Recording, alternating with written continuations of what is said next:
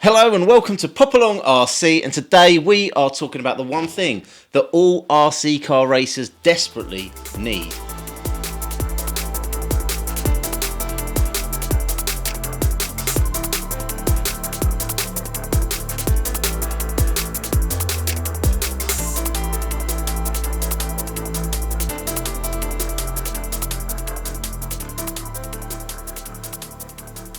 So it's fair to say, here on Pop Along RC, we are all about RC car racing, and we have featured many different disciplines of RC car racing.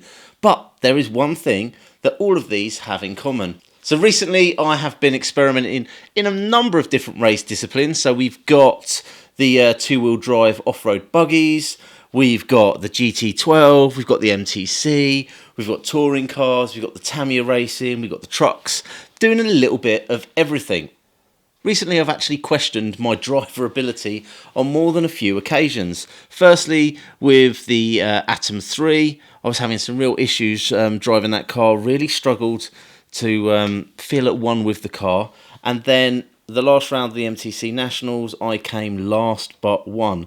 However, I think I've got to the bottom of that problem, and I will be revealing that in a video very soon. However, confidence was low after having two absolute shockers like that. So therefore, I needed something that we all need, and that is practice. The opportunity to get some quality track time without having to worry about racing and finishing, having the freedom to come on and off the track, make changes. We've talked about it several times on the channel before, about the fact that here in the UK, there aren't facilities where you can just rock up and practice. This week I was scrolling through Facebook, as you do, and West London, the host for the last round of the King Clubs where we're at, and also where we are racing in the Iconic Cup next week, had a practice day. So I got in touch, and apparently it was open practice. So from 8 in the morning till 4 at night, I believe it was. Open track, and you could do whatever you want, and that's exactly what I did. What a beautiful day it is. I am here at West London Radio Control Car Club, and today is a practice day, which means you pay, I think it was £10, and you get to spend the day practicing on the track. I have brought with me today a selection of cars. I am running in the Iconic Cup next week, so I thought it would be a good opportunity to practice going around the track. However, on arrival, I realised they have actually changed the track for this particular session.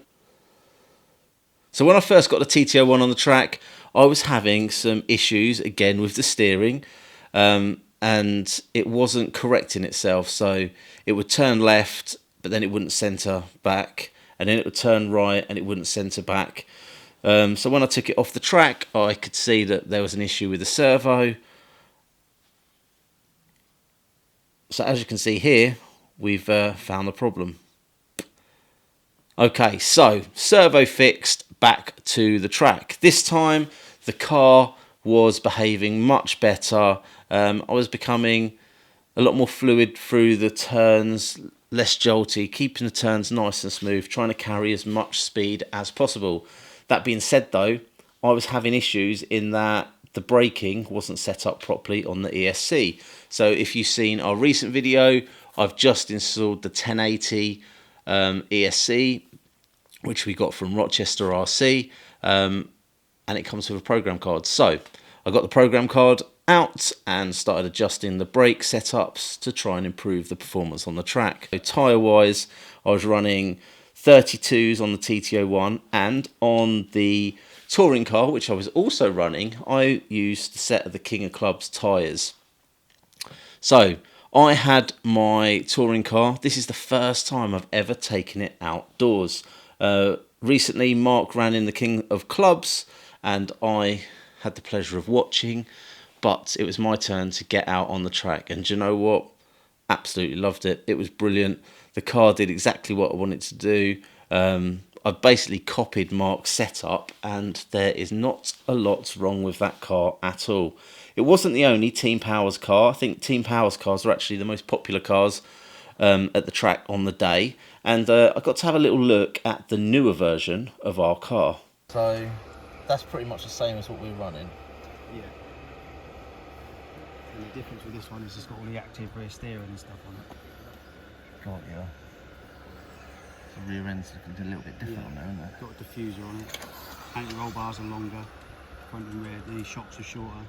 The V2 I've run, but before it had twin decks on it, a double motor mount, so, and the shorter arms. So they were like how that one is. They mount outboard of the bulkheads.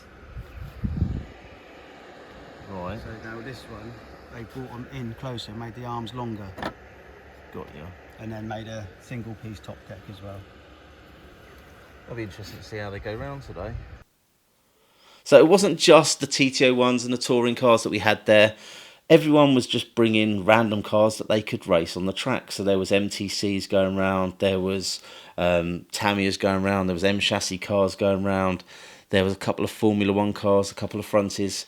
So let's have a look at some of the other cars that we had on the track. A 21.5 turn. Yeah, it's all legal basically for racing. So who makes this car? Charisma. Charisma. CRF 01 Pro. I bought this one over the Schumacher because apparently the front end's a bit stronger and I ain't a great driver.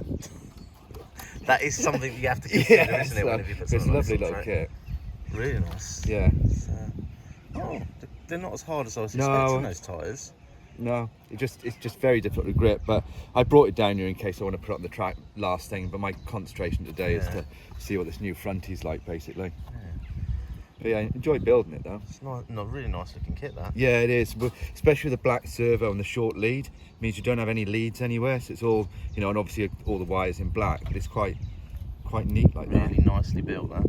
Thank you. Okay, so this is turning into such an amazing day.